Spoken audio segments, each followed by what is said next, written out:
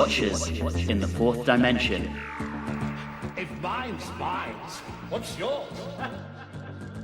Everybody comes here eventually, though not always alive. Bring to the circle the one whom I seek. Hello and welcome back to Watchers in the Fourth Dimension. I'm Anthony. I'm Julie. And I'm Riley. And the moment it stops, drop the meat. This episode, we're kicking off the quest for the key to time with fallen royalty, a pair of con men, a scientific heretic, and a shrieking witch. That's right, it's the Ribos Operation. But before we get into that, Julie's going to take a look at the mail. All of our mail is going to be around Underworld. First off, Doctor Who's 60s, 70s, and 80s simply says, "You guys are just trolling us now." Oh. Well, we did rate, arguably, what fandom perceives as the worst story of the Tom Baker era as the best of season 15, so I can see why someone might say that.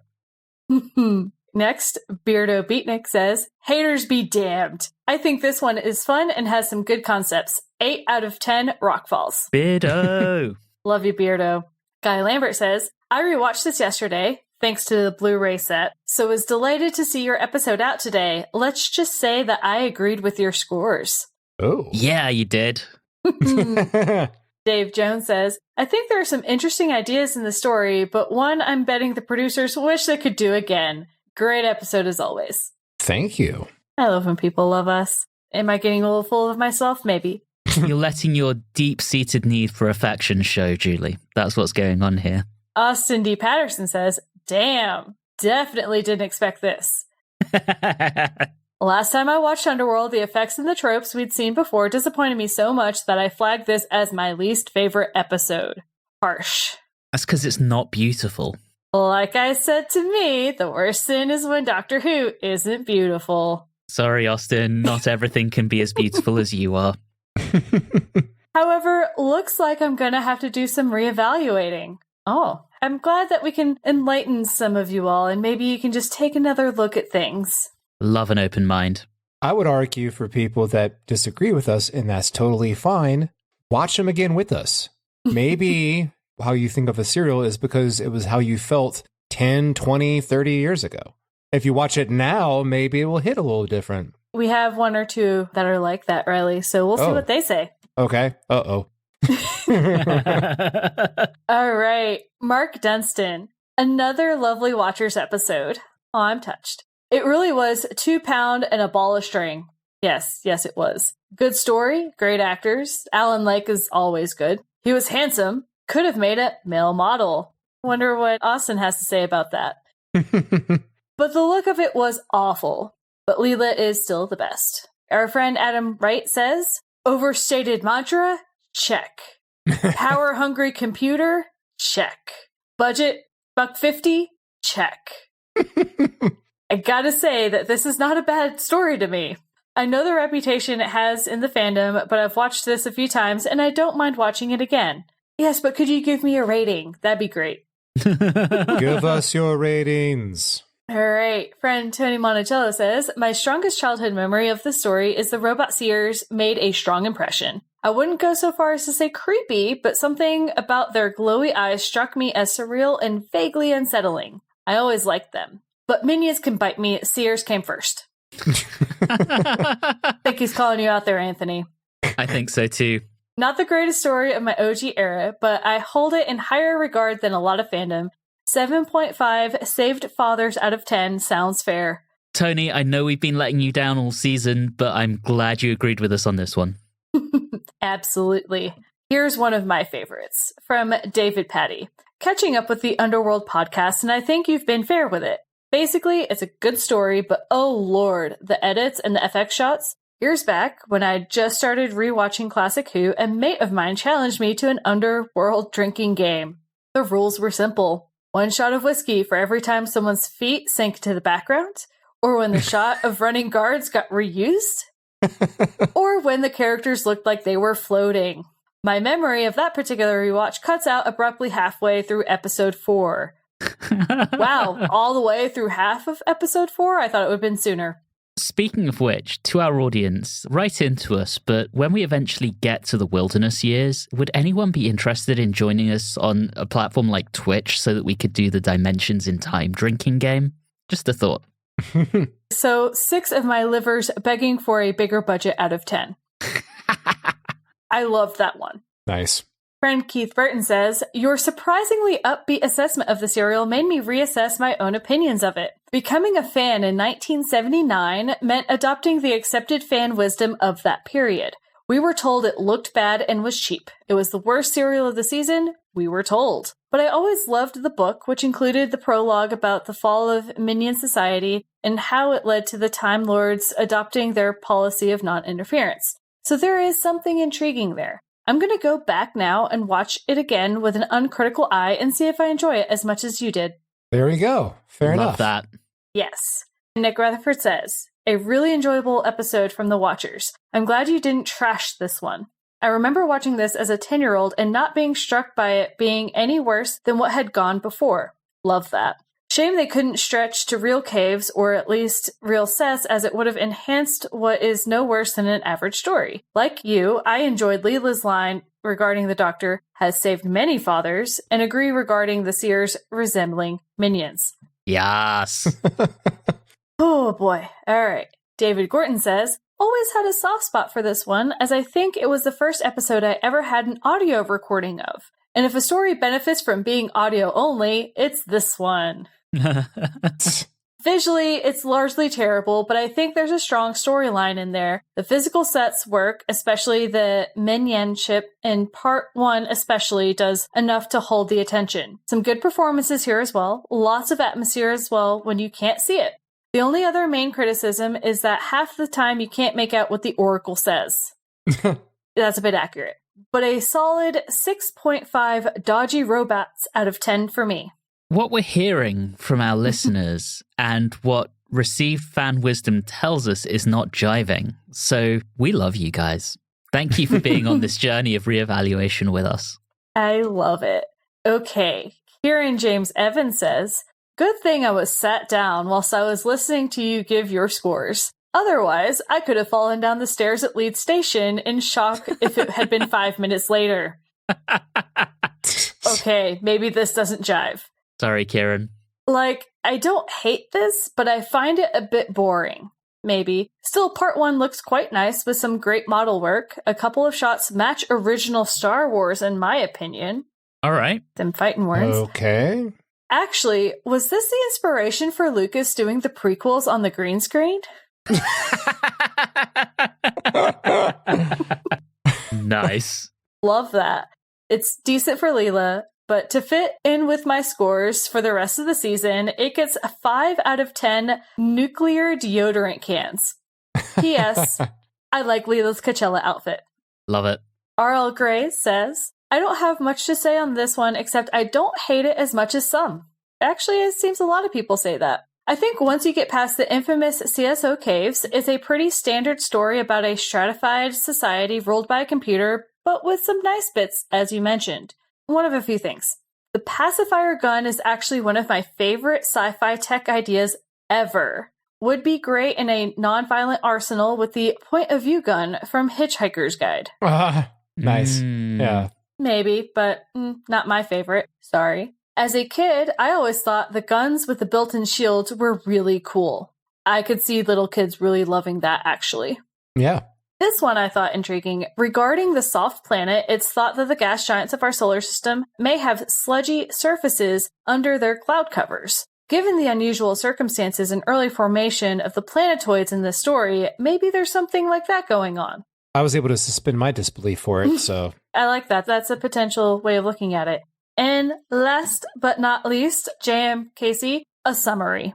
Watchers in the Fourth Dimension, champions of the underdog. Just like I thought you would be loving the hell out of Image of the Fendal, I assumed you would be ripping this one to pieces.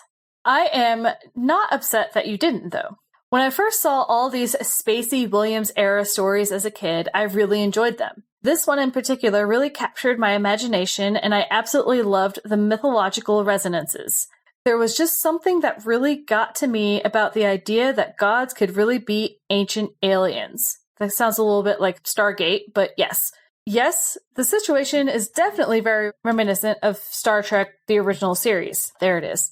There's a lot of weird ideas and bonkers concepts, as you usually get in a Bob and Dave script, but I do think it could do with a bit more punch.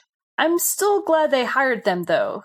It's the stories of this writing team did that really helped to kindle my childhood affinity for high-concept science fiction tales. It's like they never even watched Doctor Who and assumed it was a blockbuster franchise, and I do kind of love that. And that's the mail. Thank you, Julie. And as a reminder, we really do love getting your feedback, thoughts, comments, and questions. And as you've just heard, we do try to read out as many as possible on the show. So please do get in touch. You can contact us through Facebook, Instagram, and X at Watchers4D, or you can email us at watchers4d@gmail.com. Also, we would absolutely love it if you subscribe to the podcast if you're not doing so already, and if you dropped us a review or rating on your favorite podcast platform. Next up, we're going to head behind the scenes, and before we talk about the Ribos Operation, we need to talk about the concept for the season. And as we've talked about before, when he took the role of producer, Graham Williams had wanted to try a bit of a novel idea, a story arc being threaded across an entire season of Doctor Who. How radical. He came up with the idea that the Doctor would be dispatched by a cosmic force called the White Guardian to collect the 6 segments of the key to time in order to maintain the balance between good and evil in the cosmos. And the reason that he would need to do this is an agent of the Black Guardian would have previously stolen and scattered those segments. The idea was to have the Doctor racing against time as chaos took over the universe, while agents of the Black Guardian would try to stop him. Williams went as far as to writing a surprisingly long memo to define the season, with some exceedingly bizarre interpretations of particle physics and quantum mechanics before discussing the binary nature of the Guardians, representing good and evil, construction and destruction. The whole thing was published years ago in Doctor Who the 70s by David J. Howe, Mark Stammers and Stephen James Walker, and believe me, it's absolutely bonkers. If you can get a hold of it, it's well worth a read. Anyway, upon starting the role, Williams found that planning for season 15 was too advanced to accommodate his ambitious storyline, and so the concept was pushed to the following year. And as Williams and new script editor Anthony Reed were working on fleshing out season 16, they assembled a roster of potential writers for the season. One writer who they had in mind was Robert Holmes, who had turned down writing the final story of season 15, but had agreed to write the season opener for the following season. Williams and Reed were delighted with this, as previous script editor Holmes could be relied upon to deliver scripts that would require minimal work. Working to the requirement that his adventure feature no film work of any sort, Holmes devised a narrative called The Galactic Conman, and the story's setting was patterned after medieval Russia, with the name of the planet, Ribos, being an anagram of the common Russian name Boris. The currency of Ribos, the OPEC, was a reference to both the Russian kopeck, which was 1/100th of a ruble, and the Organization of Petroleum Exporting Countries, better known by its acronym, OPEC. And Holmes originally wrote The Seeker as a man, because Holmes can't write for women, am I right? And Garron as an Australian, which is why there's the reference to his fraudulent sale of Sydney Harbour. Okay. Holmes's serial was soon retitled Operation, being the slang for a confidence trick, before finally settling on the Ribos Operation. Holmes left the opening sequence involving the White Guardian to be written by Williams and Reed, while the script editor also contributed the idea that the piece of Jethric was actually the first segment of the Key to Time.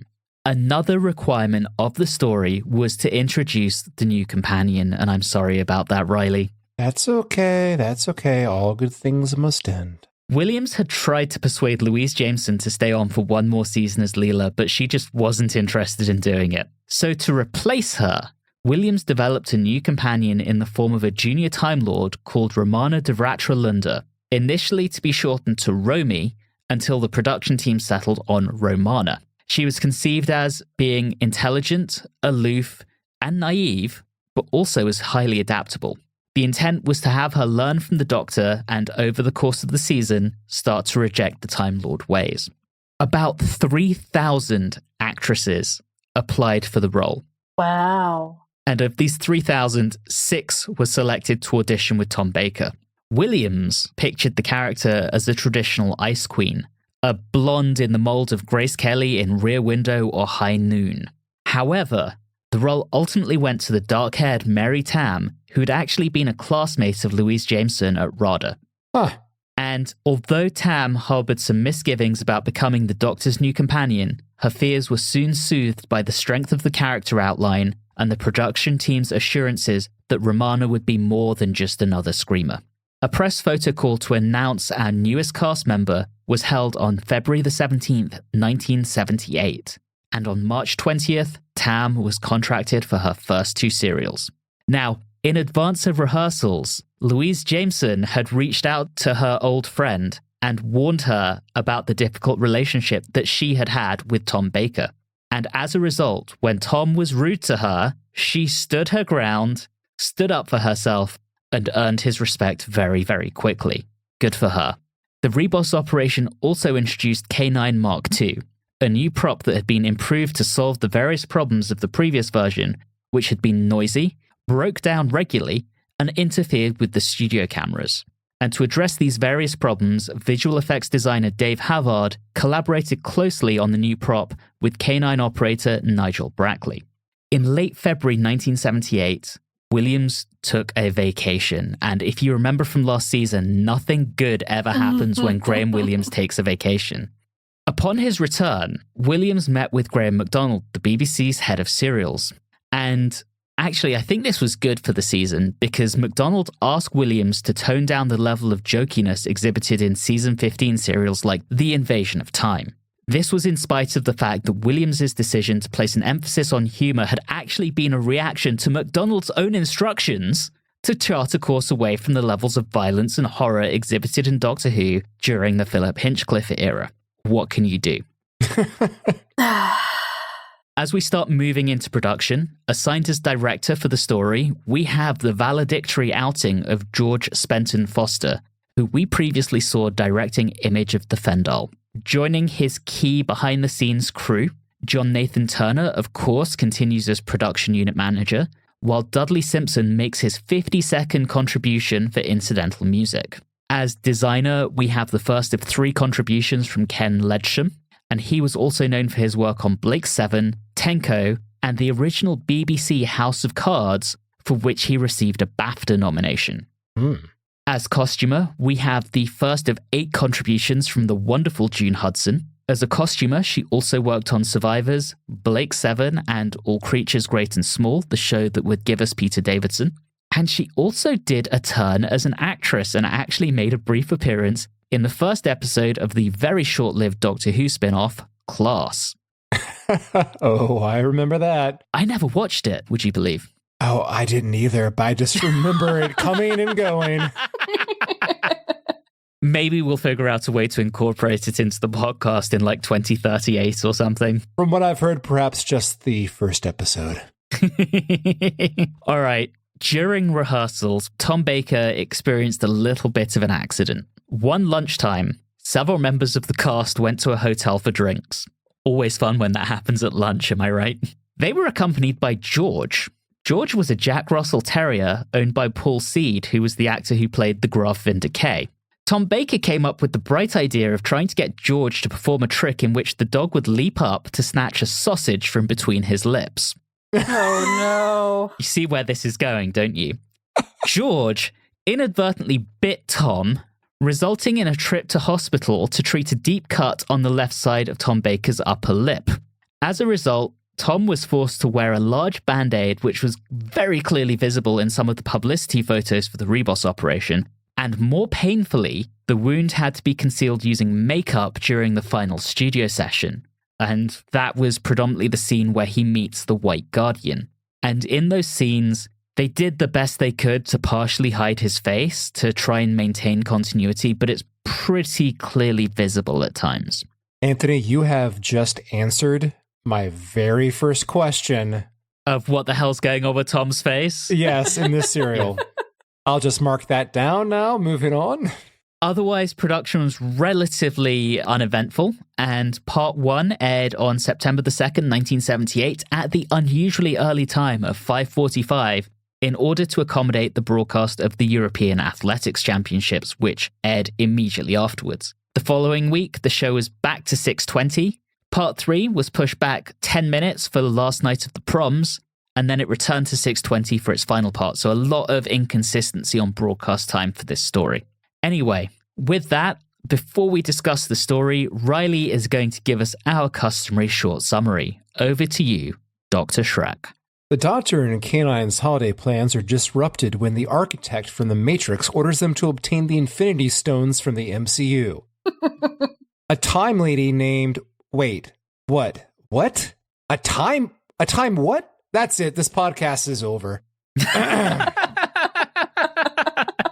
A time lady, whose name is shortened to Romana, is assigned to the Doctor to aid him on his quest. First stop on their quest is going back to Ribos, where we begin a wonderful con artist story involving the key, and is a lot of fun until some asshole named Graff and Shollack thinks it would be more fun to start shooting people instead. Luckily, the Doctor pulls off one of his Bugs Bunny moves, and like Elmer Fudd, Graff and Shollack is blown up by his own bomb. The Doctor and Romana get back to the TARDIS with the key. Will the Doctor and Romana be successful in finding the next key? Which apparently is located on... Oh shit, the pirate planet. The end. Thank you, Riley. All right, let's talk about this one, part 1. First off, that is just a very direct way of opening. Just, okay, the TARDIS stops. Doors open. God is calling. So, Yeah. over the past few seasons, the Doctor has outgrown UNIT. He's now outgrown Time Lords. So it's time for a higher authority, so we get God. Apparently. I also find it interesting. You have Dudley Simpson, who did some neat stuff, then got synth heavy. And then he started really obsessing with low reed instruments, and now he's having an obsession with the organ. I'm fine with that. I am totally fine with that. I'm digging the organ. Please keep it up, Dudders. Yeah, it works for me. I'm not going to lie, though. This White Guardian in that snazzy suit just sitting there all chill, it was kind of fun. I couldn't help myself. My mind was racing. I'm like, what am I going to say on the podcast? Am I going to say Colonel Sanders? Am I going to say John Huston from Chinatown? I mean, Panama Jack? I don't know. He's definitely looking like a British colonial governor, and I'm here for it. Yes. I would like to have a little bit more information as to exactly where are we? You know, the doors open. It looks like we're on some sort of plane, perhaps a planet, and then there he is, just sipping Mai Tais, and we don't really know anything, and I guess the mystery is good, I guess. You've just given me my next idea for DragonCon. I mean, the White Guardian sipping Mai Tais at Trader Vic's. There you go. Let's do it. Just gotta put some gray all over your hair and get your beard gray, and you'll be all set. I can be Romana with that lovely white dress. I could not help but think that she looked like the princess from the Neverending Story in that outfit. Particularly it's the head jewelry, I'm thinking. Let's talk about Romana, because the White Guardian just drops her off with the Doctor after giving the Doctor his mission. And we also need to talk about how he low-key threatens the Doctor. If you don't do this, nothing will happen to you. Ever. It's just remarkable. going to be suspended in limbo. Amazing. Also, just one quick thing before we move off from this guy. I get that he wants an overarching story, but legitimately you're just saying, here, I'm setting up the whole season. Thank you, you're welcome. It just seemed almost too heavy-handed, but that's my opinion. I'm okay with it because it is giving me some Keys of Marinus vibes. I'm big into this kind of structure like that. I'm liking it. We go from one level to another. Super Marinus Brothers, it's going to be fine. I think this is going to be good. And Anthony, I do agree with you. That is a wonderful veiled threat because I can't help but think the best way to discourage him or to get him to do what you want would be to threaten him with no stimulus. Yep. There's nothing you can do. As long as we get past Tsarist Russia era, then I'll be perfectly happy because it was a bit much. We'll come back to that. Let's talk about Romana. We meet her. She's tall and glamorous. Her full name is Romana Dvatralunda. She's very posh. She frequently puts the doctor down, and I love her immediately. Aw, has it begun? Has it started? It has absolutely started. I also love how he's like, we either shorten it to Romana or Fred, and she's like, let's do Fred. All I'm going to say is I would let her be devastatingly mean to me on a regular basis and be happy about it. Wow, okay. Can I ask you? You can ask a question, Riley. Yes, thank you. I probably do have childhood issues if that's what you're about to ask. No, not questions like that. I am just awkwardly trying to move on the conversation. Okay.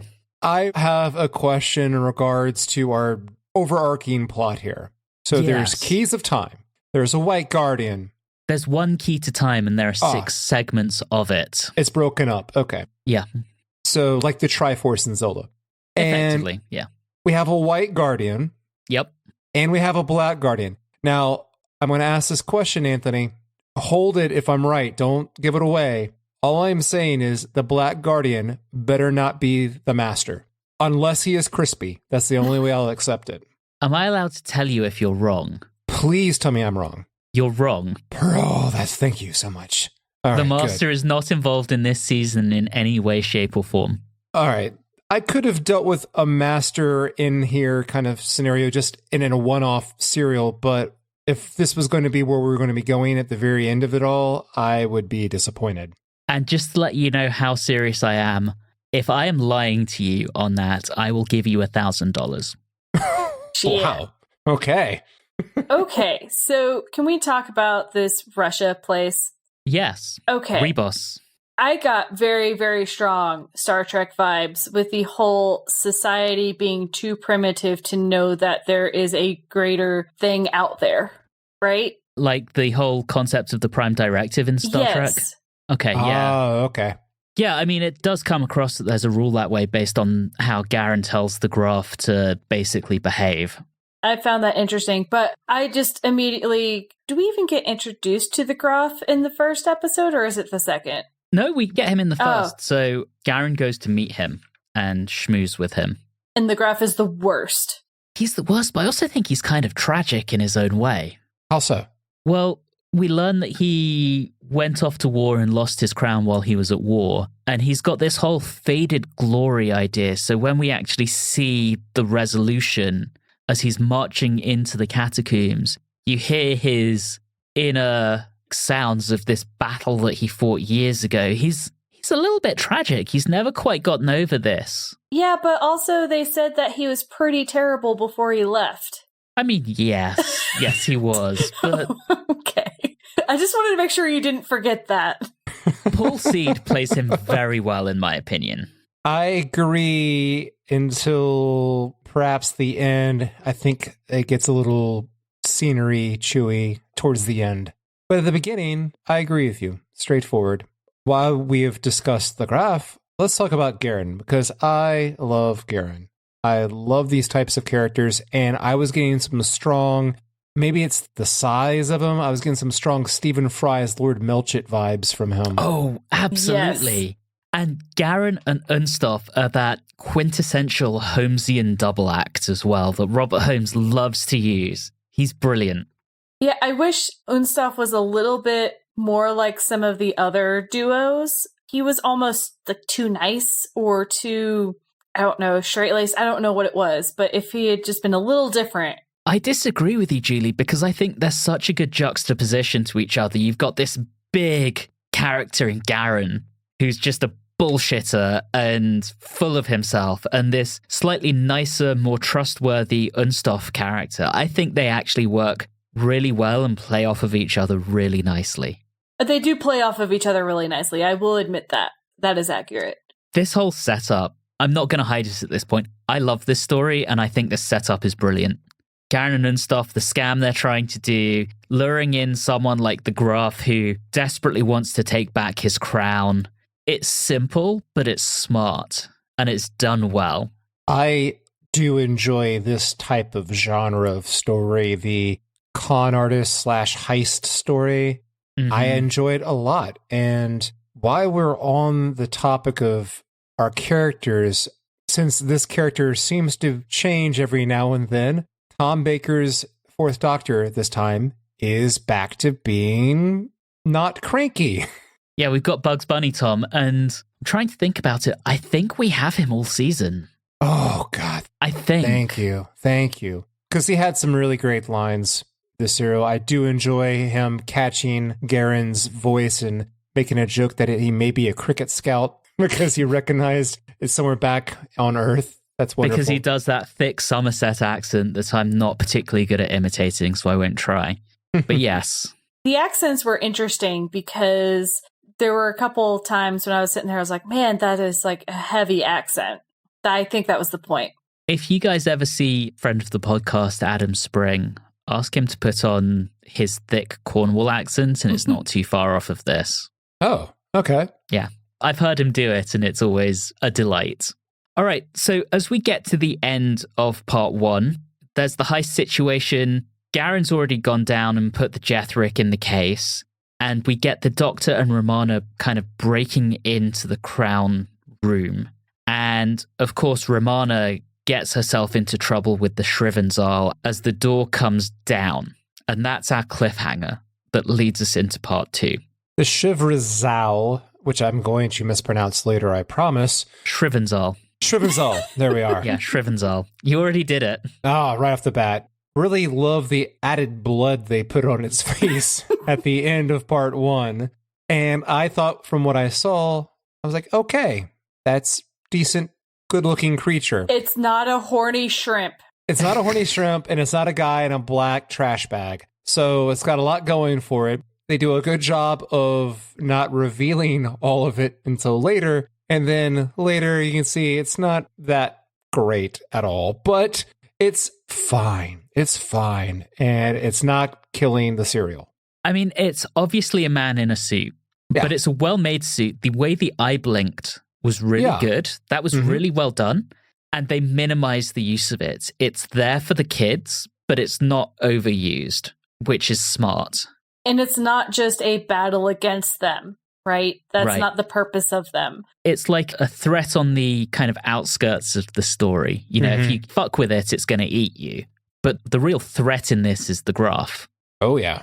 I do have a few things, though. I like Romana, but every once in a while as things progress, and I know it goes into her naivete, but I'm like, are you really this ignorant of the world? Because sometimes it's really obvious. She's a Time Lord and they don't go out much. She's supposed to be well educated, and there were certain times when I was sitting there like, this seems like something that would be in some sort of regular education, but I guess Time Lords are just weird about it. Well, I believe that she may have that education, but as Blackadder said, she does not have any education from the School of Hard Knocks or the kindergarten of getting the shit kicked out of you. So it's just she's, for lack of a better word, probably just book smart without the experience in hand to understand how things go outside of perfect situations described of in lessons in classes. I would like to point out something about Romana that is slightly concerning to me. Hold up. Watch your step, Riley. I know. I'm not saying this is a problem right now, but I do enjoy, at least in this serial, her way that she has separated herself from the Doctor's craziness. She's there, but she also kind of operates as someone on the sidelines, kind of throwing critiques and just kind of observing. She doesn't seem like she's completely invested into the Doctor. And that's fine because she just met this guy. And it wasn't through just any sort of charisma or anything like that. She got assigned to it. My concern is that I don't know if that type of standoffishness is going to work well for an entire season. Now, granted, I don't know where we're going to go. Very clearly, maybe we might have a nice character arc and there's something that might happen there. But right now, it's fine for this serial, but I don't know if I could be a fan of that if it continues all the way. You are going to get the character development you were looking for.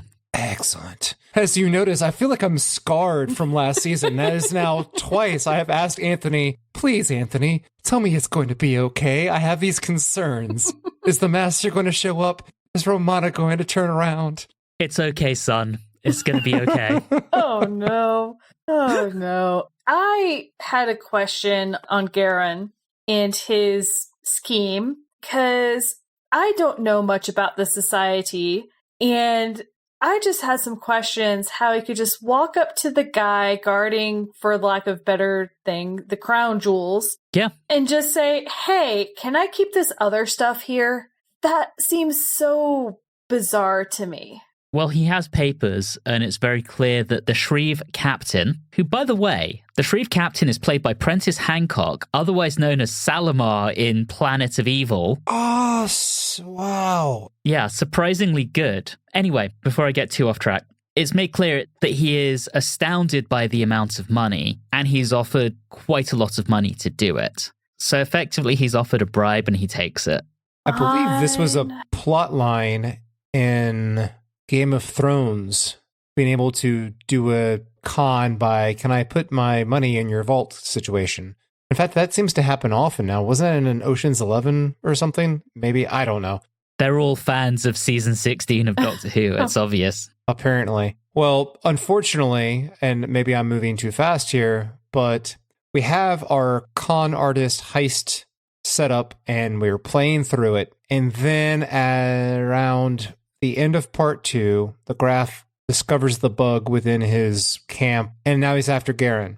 And the Doctor and Romana get caught up with Garron as they're just walking with him, and the Graff does a very not great direction here, a line delivery looking directly at the camera, ordering their execution. And then from there, I feel like the serial shifts. So before we talk about that, there's one thing I want to mention here. Mm-hmm. I think it's really important, and that is the opening ceremony when, at the beginning of the day, the Shrieves come and open up the Crown Jewels room. Because what we see is not direct, but it is effectively the story playing out at different levels. So we've already got the Black and the White Guardian. And then additionally, there is this layer of the ice and the sun gods that are in perpetual battle with each other on this planet. Again, you've got that motif of dark and light happening at another level down. It's really, really clever. And you kind of see that again with the Doctor and the Graff. Again, you've got this pretty nasty character with our hero. So Holmes is just layering this through the story, and it's brilliant. It's really well written. Anyway, I'm starting to go down one of my rabbit holes, and I know Julie is rolling her eyes at me. So let's carry on with the story shift. Okay, the story shift. At this point, I feel like we move from a fun con artist heist genre story to now we're just doing a prison, then escape, hunt down story. And then all the fun of the wittiness and the cleverness goes out the window because the Graff is just, bam, just starts killing people. And it just kind of loses that. And I was hoping when you have a heist story, you want it to keep building to like the big final twist of it's a double cross. No, it was a triple cross. Instead, we just have bodies flying around, caves collapsing on people, and I feel like it kind of fumbles it there. I don't entirely agree. I think it gets to that extent in part 4. But in part 3, so we start off with some humor. The Doctor tries to talk them out of the execution. Garron breaks down, and there's a lot of humor. The Graff calls Garron a cringing cur, goes to slap him with a glove, and the Doctor stops him with, "Don't hit the cringing cur." And, and you've got that whole scene where the Graff is like, "How dare you touch me?" Slaps the Doctor with his glove. The Doctor then grabs it and slaps him back. It's just beautiful, and it's really funny. And then, additionally, you get Binro. Oh, you guys don't like Binro as much as I do? No. See, what I think is beautiful about this story is effectively, in addition to the Doctor, you have 2 or 3 additional characters who kind of have Doctorish traits. You've got Romana, who is providing this metatextual commentary on the story as it's going.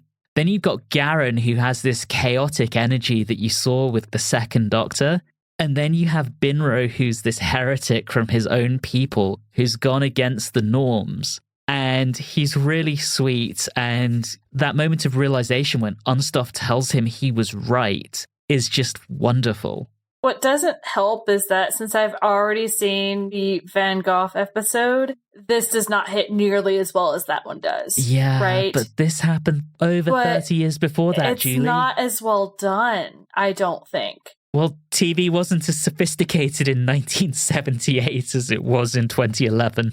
Anthony, what I don't like about Binro is I don't know. Sorry, Riley, can you explain it? What it is about Binro? Well, I don't know if you and I are in agreement on this, on what we are not fans of regarding the character. My issue with it was I feel like because of the shift in the story, and we have to separate, I'm going to mispronounce this, Unstuff.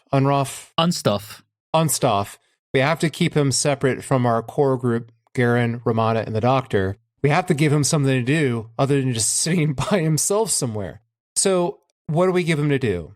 We have him hide out behind this person who's been ostracized in his own society named Binro. It just feels tacked on. It's a plot arc that lasts less than 20 minutes of runtime. And what happens is that if you're going to give me something, you better deliver it on the back end. And that is, if you give me a high story, you give me a story about con artists, I want something like that. At the end, I don't want to suddenly halfway through meet a new character and I'm asked to be like emotionally connected to this character only for you to kill him off like 15 minutes later. That's not really much of a path. That's, I think, what I agree with you on is the quickness of it. If they had introduced him in part 2 or one, I agree with you on that. Yeah. Then yes, I could agree and really like him as a character, but you don't get to know that much about him other than, oh, hey, did you know that he figured out that the sun is not the center of the universe? It's like, okay, well, first off, that's a story we already know.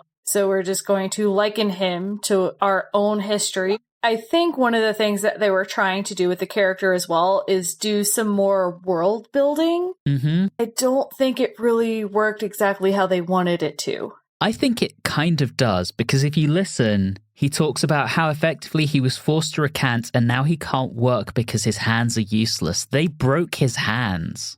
That's awful, and that shows you how cruel this society is.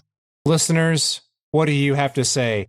On your next mail in, either end your mail with Binro yay or Binro nay. Hashtag Team Anthony. But one thing I can say for sure is that the person who plays the Seeker is on my nomination list for worst actors. And that's all I have to say about that. Wow.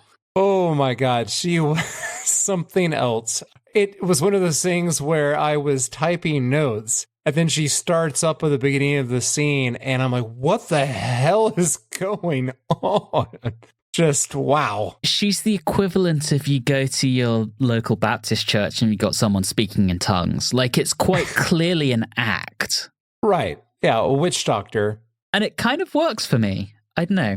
I'm fine with the character. I mean, we're used to performances like this on Classic Who. I'm fine with it. I think that it's quite funny and outrageous, and I'm here for it. I just think that the actress didn't do as well of a job as she could have. And I'm all for a little bit ridiculous characters, but it was a little bit not as well acted as it could be, I guess. I'm a little upset that you are singling out the only woman in this story, Julie, aside from Romana. And incidentally, Anne Tirade, who plays the Seeker, we've seen her before. She was Locusta in The Romans. Oh, wow. Way back. Way back. I think Locusta was the poisoner. Anyway. Okay, but we do get the history of Graff in this one. Yes. And that is, I think, good world building. So I will give them that. You know, I go back and forth between there's good world building in this and there's bad world building in this. And I think it's mostly around the lines of Binro almost had a not quite yokel, but almost yokel feel to him. We love a yokel on this podcast. I mean, but it's true. It is true. While we're talking about supporting characters, let's talk about Shollack a little bit. I think Shollack's brilliant. I do too. I think the performance particularly was very good because sharp, loyal, but quite the bastard. Yeah. Yes. 100%. There are parts in here where I'm just like, oh, he's good. He's real good. Was it in part 2 where he's laughing with them and then immediately turns super sinister? Yes, I think so. He's so good. What I enjoy is that there's this slight development, and it comes to fruition or full reveal, I believe, at the very end when he dies. With him and the Graff, back and forth, you see that Shollack really, really loves the Graff and is loyal, but also you can see that sometimes Shollack knows that he's wiser than the Graff, and he kind of just steers or veers him a little bit, but still while being loyal. And I think that shows up at the end because I think Graff recognizes that as well, because when he dies, that was a tremendous outpouring of emotion from Graff. It was almost like a son seeing a father pass in a way. And I think that's what was being set up earlier. Every good CEO needs an even better COO behind them. And that is what Shollack is to the Graff. Oh, God. Fundamentally. Okay. I said something heartwarming has been turned into corporate crap. Sorry. I mean, I just get the picture of The Simpsons and Mr. Burns, so it's fine. Smithers and Mr. Burns. Amazing. I'm not going to lie. When they started talking about ice gods, I was like, are we going to get the Ass Warriors? Oh, wow. Wow. That's No. been a while. Oh, Spoiler, we do not get them again in Classic Who. oh man. Oh. I'm missing the junk in the trunk, man. But anyway, I have some interesting things. So we're getting to the point where we're getting down into the catacombs, right? Yeah, let's head into the catacombs because I feel like there's a lot to talk about there. First off, right before we get there, K9 is shown to be shooting someone. They don't show him actually shooting someone. So how do we know if he was shot in the dick? I think we can make an assumption there. I think that's our base level for him. I think it's reasonable to make that assumption. What I found interesting is that there was another instance of some sort of ray gun or something being shot, and it didn't show the person actually being shot. And I'm wondering what, from a special effect perspective, made them decide to not show it, or if they're trying to go about that whole not making it as scary by not showing the death. I think you might be onto something there, Julie. Okay. I think this might be rolling back the violence a little. Okay.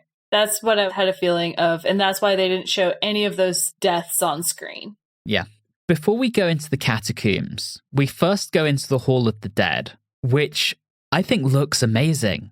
That set, you've got all of those candles individually lit. You've got that soft focus that gives this very ethereal feel. I think it looks great.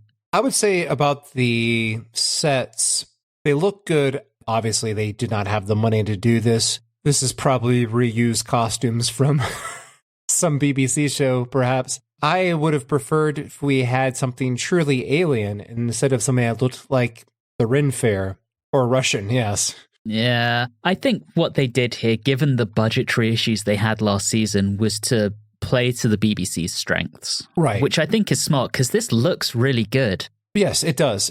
Just like I said, I was hoping for something a bit more foreign. Though I do have a question about the metal pails as helmets for the soldiers, because that was something else.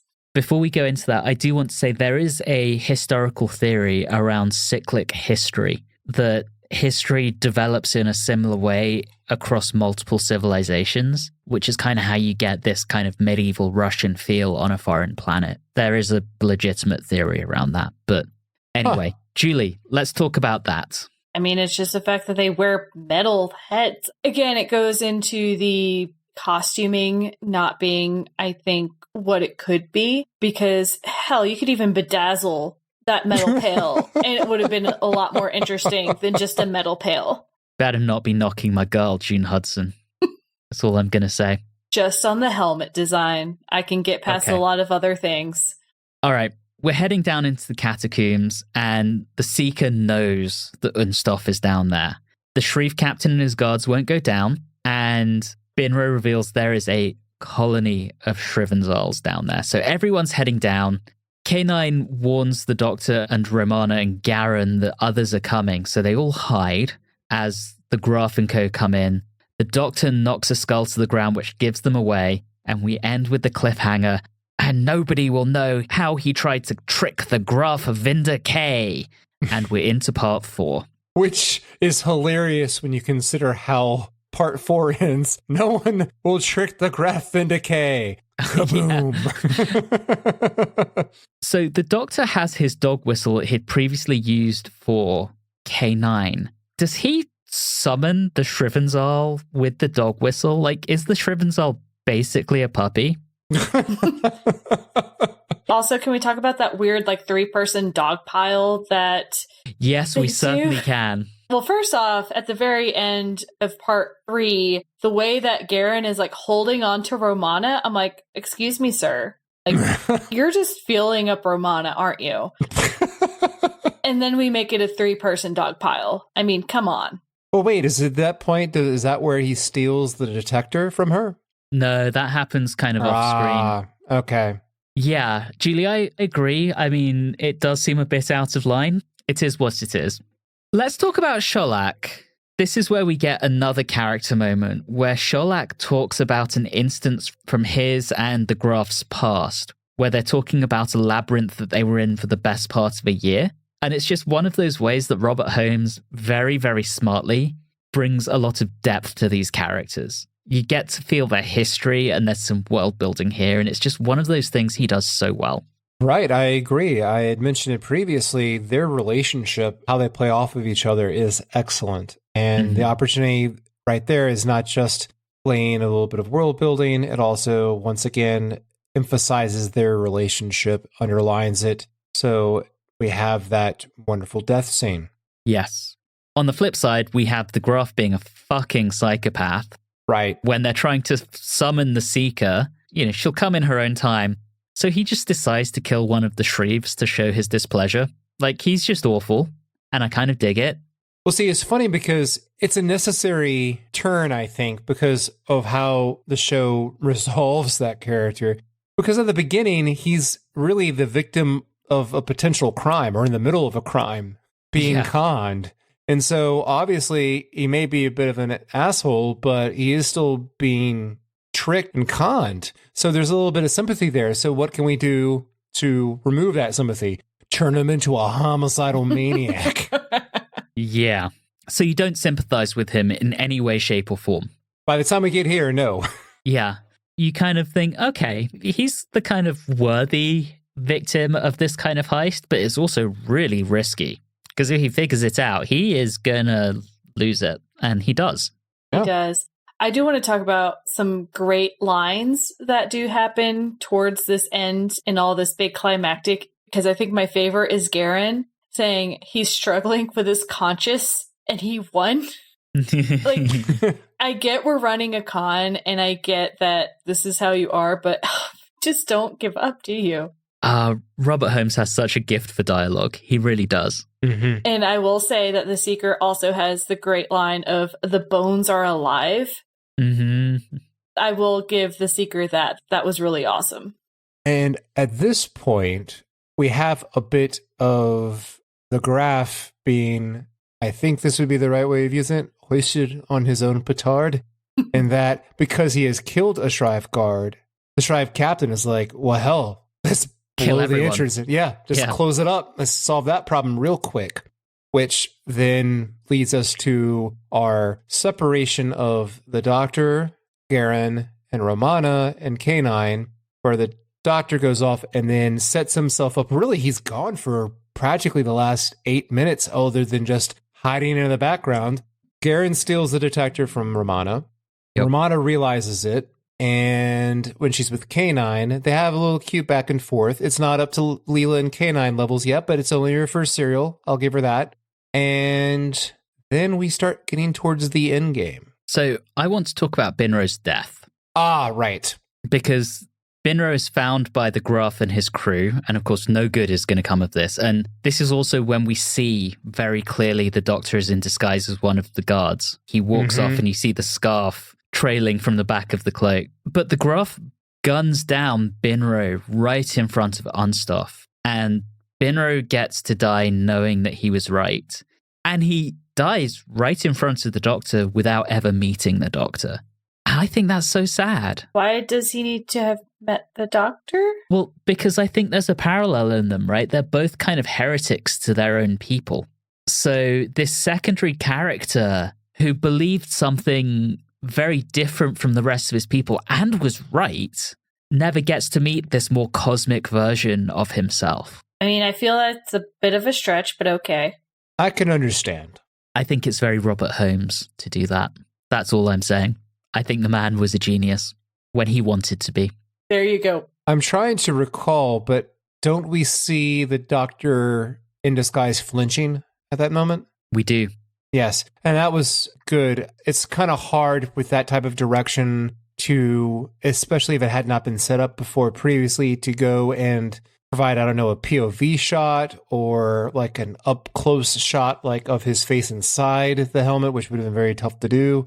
To like show his emotional range during that would have been quite dramatic. So I guess at least we have some sort of reaction there, something. Yeah, I just think it's really well done. There's a lot of nuance here. And Riley, you talking about the Doctor flinching in that scene just shows that. We move into this big crescendo. You called out that we move from a heist into something a little dumber, almost. You didn't use those words, but that was the read I got on it. But there's still nuance and emotion in this, and it's done really well, in my opinion. I agree. There's definitely emotion in it. I mean, there is a lot, and that is an element of the serial that I do appreciate very much. And I love that just as the Graff gets hold of Garron, Garron basically says to him, look, the Doctor and Mana, they're not with me. They're security agents. You're done. Even if you kill me, you are done. Of course, we know that's not true, but Garron doesn't and the Graff doesn't. It's right. Really good, in my opinion.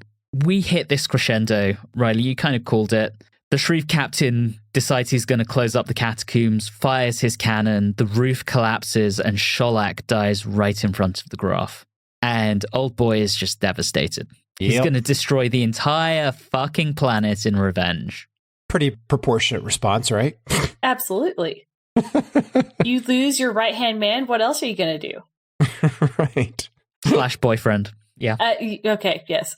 So the Graff's entourage is now the Graff and the Doctor in disguise. Yes. And the Seeker has given her prophecy that there will only be one that survives. Which then the Graff takes as, well, I guess I'll kill you too.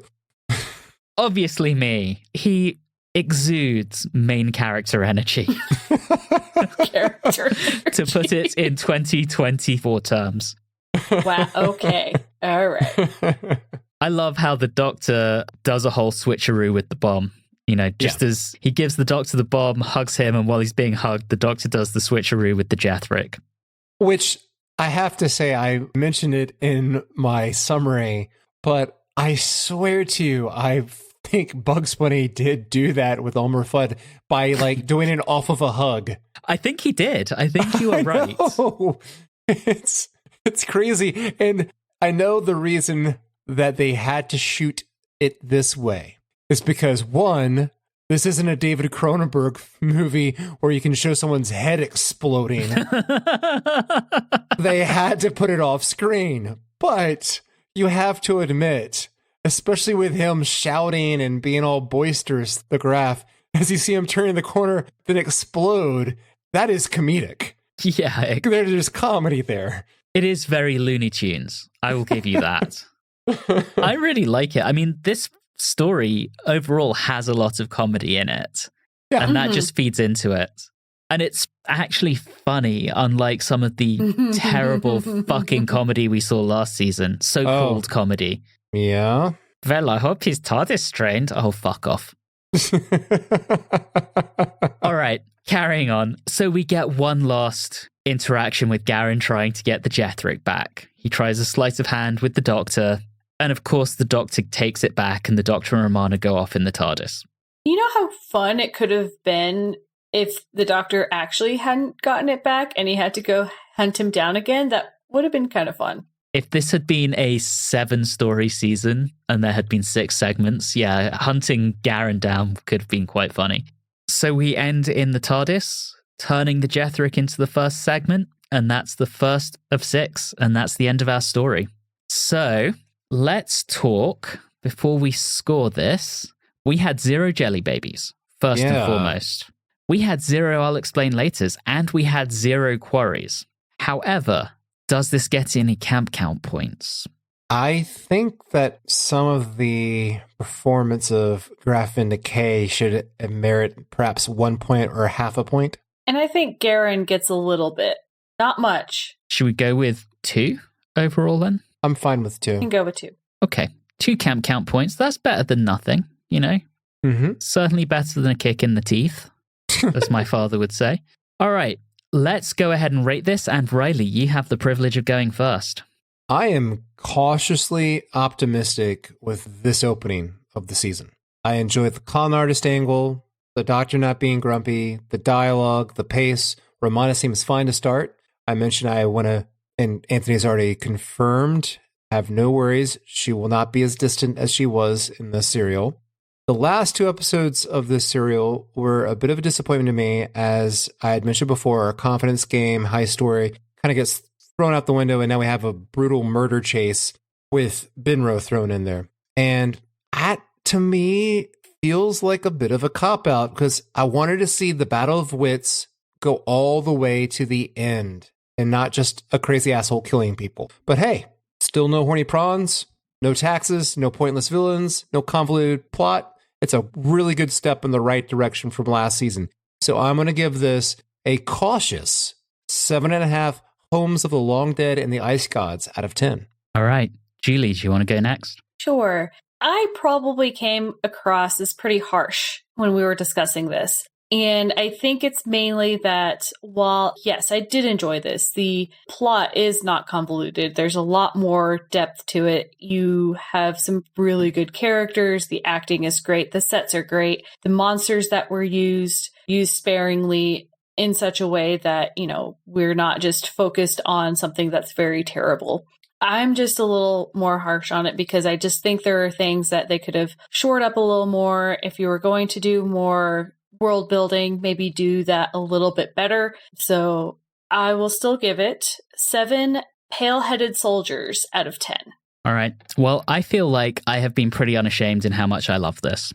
It's not a basic run around for kids. We have left season 15 behind. And I think this is brilliant. I think it's well written. While the plot is simple enough, there's a lot of nuance in the characters. There's a lot of humor that both works for kids and on another level works for adults. The dialogue sparkles. I love the characters here. I adore Romana from the get-go. I really do. She is my Leela. I'll put it like that. If Riley was going doe-eyed over Leela, I'm already going doe-eyed over Romana. And then on top of that, I think this is just a lot of fun. I even like the Seeker. Sorry, guys. That's okay. I know that's on me. I just think this sparkles. It looks good. It's a great start to the season in a way that we haven't had in a while.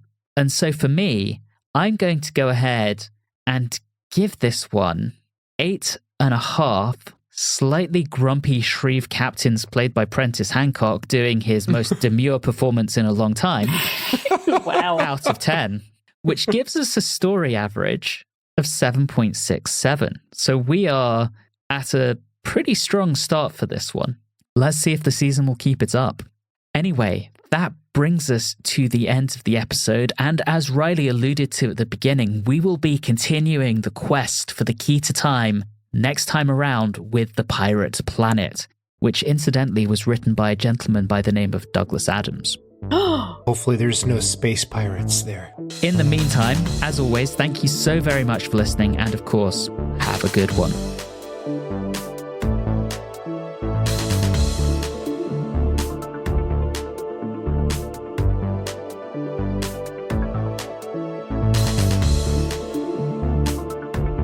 You have been listening to Watchers in the Fourth Dimension with Riley Schreck, Julie Philippek, and myself, Anthony Williams.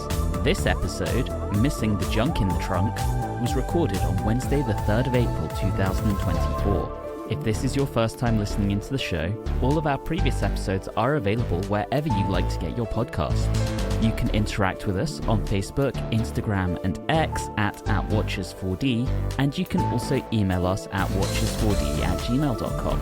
If you're enjoying the show, please do subscribe and consider leaving us a review or rating on your favourite podcasting app. All of those things really do help the show. And always remember, if you're going to pull off a heist, probably best not to do it against a homicidal maniac.